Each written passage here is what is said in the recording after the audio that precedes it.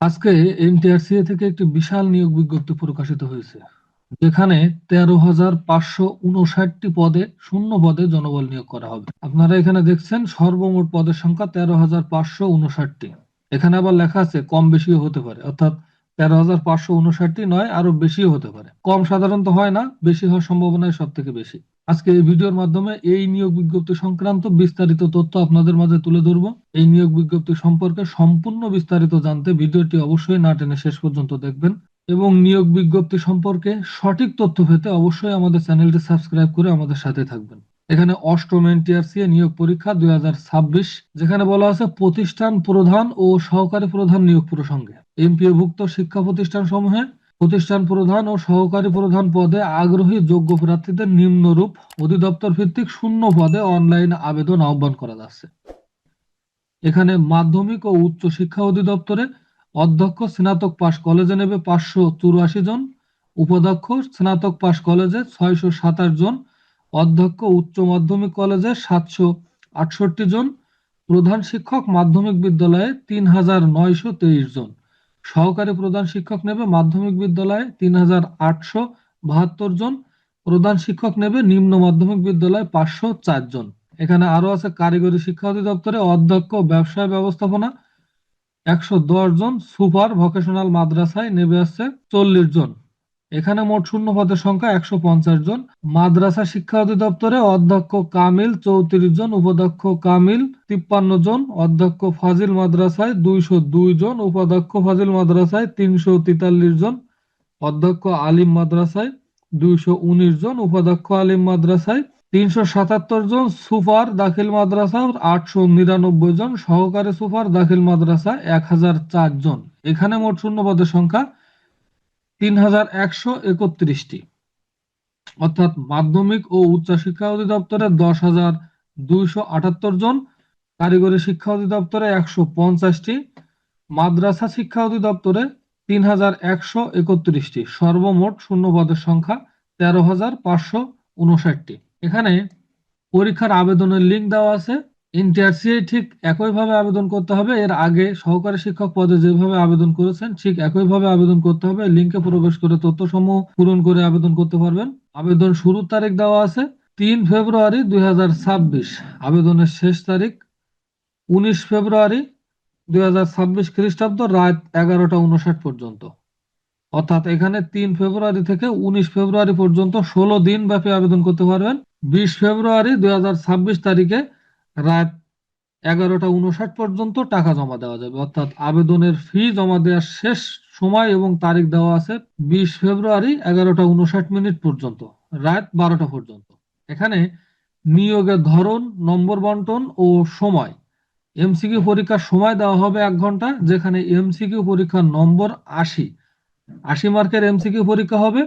শিক্ষাগত যোগ্যতা সনদের উপরে থাকবে 12 মার্ক, এই গেল 92 মার্ক, এবং মৌখিক পরীক্ষায় 8 নম্বর। সর্বমোট 100 নম্বরের পরীক্ষা হবে, যেখানে 40% মার্ক পেলেই আপনি এই পরীক্ষায় পাশ করতে পারবেন। এখানে আরো একটি তথ্য দেওয়া আছে, আপনারা এখানে দেখছেন 80টি এমসিকিউ প্রশ্ন থাকবে, প্রতিটি শুদ্ধ উত্তরের জন্য 1 নম্বর এবং প্রতিটি ভুল উত্তরের জন্য 0.25 নম্বর বিয়োগ করা হবে। অর্থাৎ আপনি যদি 4টে এমসিকিউ প্রশ্ন ভুল পূরণ করেন তাহলে 1 মার্ক কাটা যাবে, যা সঠিক হবে সেখান থেকে আপনার 1 মার্ক কাটা যাবে। এমসিকিউ পরীক্ষায় উত্তীর্ণ প্রার্থীদের মৌখিক পরীক্ষার এমসিকিউ পরীক্ষায় উত্তীর্ণ প্রার্থীদের মৌখিক পরীক্ষা গ্রহণ করা হবে।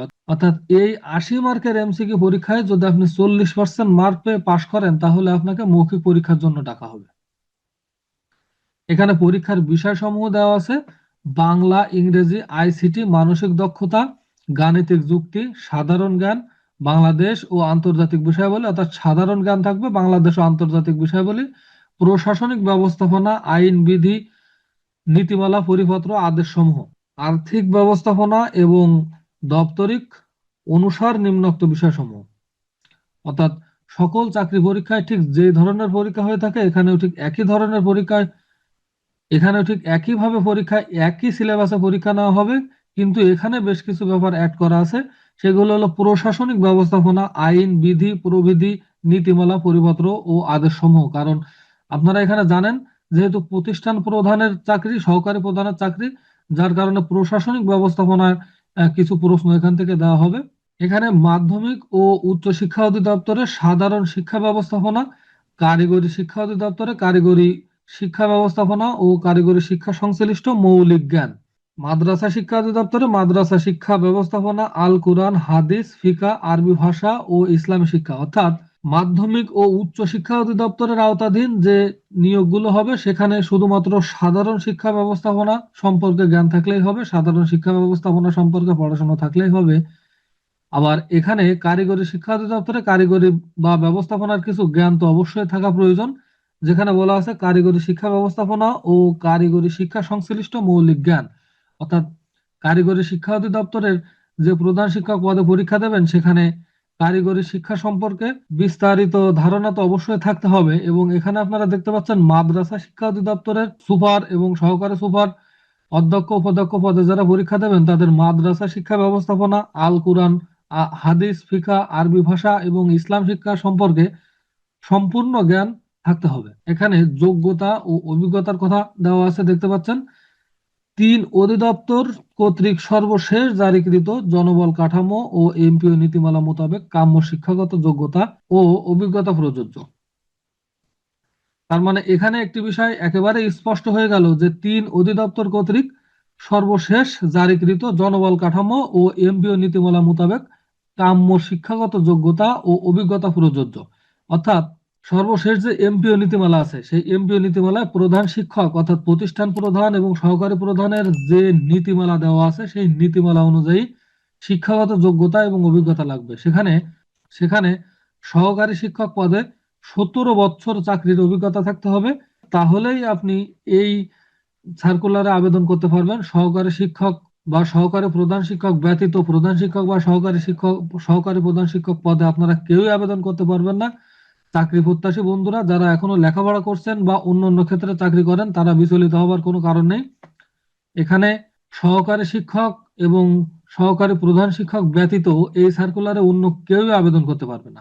এখানে নিয়োগ সুপারিশ প্রক্রিয়া দেওয়া আছে। এমসিকিউ ও মৌখিক পরীক্ষা শেষে সর্বমোট প্রাপ্ত নম্বরের ভিত্তিতে মেধাক্রম ও প্রতিষ্ঠান প্রধান ও প্রতিষ্ঠান পছন্দক্রম অনুসারে টেলিটক বাংলাদেশ লিমিটেড এর তত্ত্বাবধানে সফটওয়্যারের সাহায্যে শতভাগ অটোমেশন সক্রিয় পদ্ধতিতে নিয়োগ সুপারিশ কার্যক্রম সম্পাদিত হবে। এই সার্কুলারে শুধুমাত্র সর্বশেষ এমপিও নীতিমালায় যে শিক্ষাগত যোগ্যতা এবং অভিজ্ঞতার কথা বলা আছে এই শিক্ষাগত যোগ্যতা এবং অভিজ্ঞতার আওতায় যারা পড়বেন তারা ব্যতীত অন্য কোনো চাকরি প্রার্থী এখানে আবেদন করতে পারবে না। এই ছিল এনটিআরসি এর অষ্টম নিয়োগ পরীক্ষা 2026 এর প্রতিষ্ঠান প্রধান ও সহকারী প্রধান নিয়োগের নিয়োগ সার্কুলারের বিস্তারিত তথ্যবলী। ভিডিওটি ভালো লেগে থাকলে অবশ্যই চ্যানেলটি সাবস্ক্রাইব করে আমাদের সাথে থাকবেন, লাইক কমেন্ট করতে ভুলবেন না। আজকের মতো বিদায় নিচ্ছি। আসসালামু আলাইকুম ওয়া রাহমাতুল্লাহ।